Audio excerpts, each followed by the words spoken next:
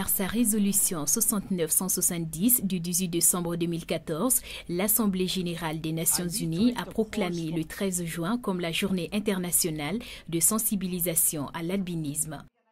Le 13 juin 2015 marque donc la commémoration de la première journée internationale de l'albinisme qui doit susciter l'engagement de tous pour la promotion et la protection des droits des personnes atteintes de cette anomalie génétique. La première journée mondiale pour la sensibilisation à l'albinisme est une occasion de célébrer les talents et les réalisations des personnes atteintes d'albinisme et à se joindre à la lutte contre les défis auxquels ces personnes sont confrontées. Dans toute société, les bébés naissent avec l'albinisme, dû à un gène récessif qui est porté par les deux parents. Mais à travers le monde, ces enfants sont susceptibles de faire face à l'intimidation, les préjugés et même à la violence en raison des stéréotypes fondés sur la couleur de leur peau. Et cette première journée mondiale de sensibilisation à l'albinisme est une lueur d'espoir pour les personnes atteintes d'albinisme partout dans le monde. Au Mali, la division des droits de l'homme de la MINUSMA, le Haut Commissariat des Nations Unies aux droits de l'homme, le gouvernement du Mali, en collaboration avec SOS Albinos, la Fondation Salif Keïta, se sont fortement mobilisés ce samedi 13 juin pour la célébration de cette journée au Parc national du Mali à Bamako. Une activité culturelle de sensibilisation à travers le théâtre et la musique ont donné le temps de cette journée en présence du ministre des Affaires religieuses et du culte, de Mme Baranga Gassaraboué, la nouvelle représentante spéciale adjointe du secrétaire général des Nations Unies en charge du pilier humanitaire, des organisations de la société civile, des parents et personnes atteintes d'albinisme. Le ministre des Affaires religieuses et du culte a lancé la cérémonie au nom du gouvernement. Il a ensuite attiré l'attention du public sur le fait que l'albinisme n'est pas une fatalité.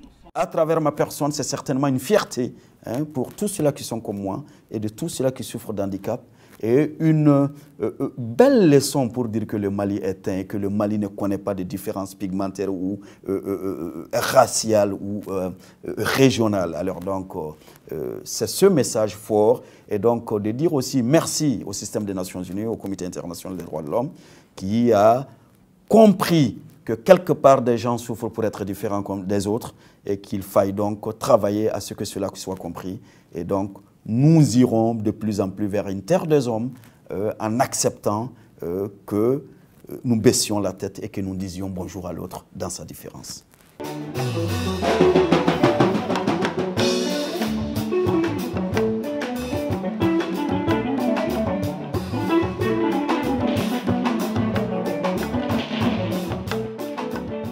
Je suis émue, très contente de cette journée.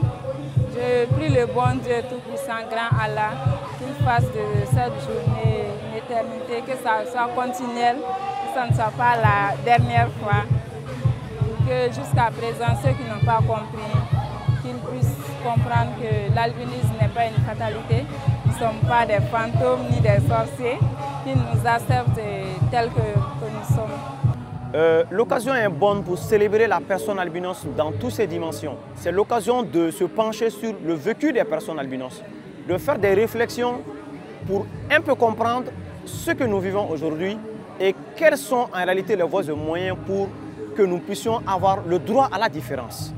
Donc, les États ont le devoir d'institutionnaliser cette journée et de donner à la personne atteinte d'albinisme, comme tout être humain, le droit qu'il y est dû.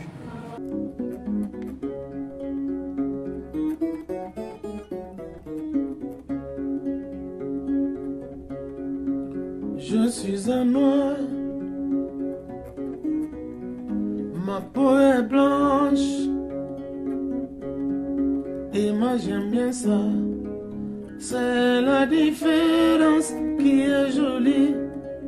Salif Keïta, artiste international atteint d'albinisme, s'est engagé depuis 2003 à porter le message de ces personnes à travers la fondation qui porte son nom. Ma fondation s'occupe de la santé des albinos et de leur vie sociale. parce qu'on est en train de recenser tous les albinos au Mali et on leur donne des crèmes une fois par mois. On montre à la société aussi que être albinos n'est pas porte-malheur et que c'est plutôt un problème génétique. Et je dis aux albinos de s'unir entre eux, de s'aimer entre eux.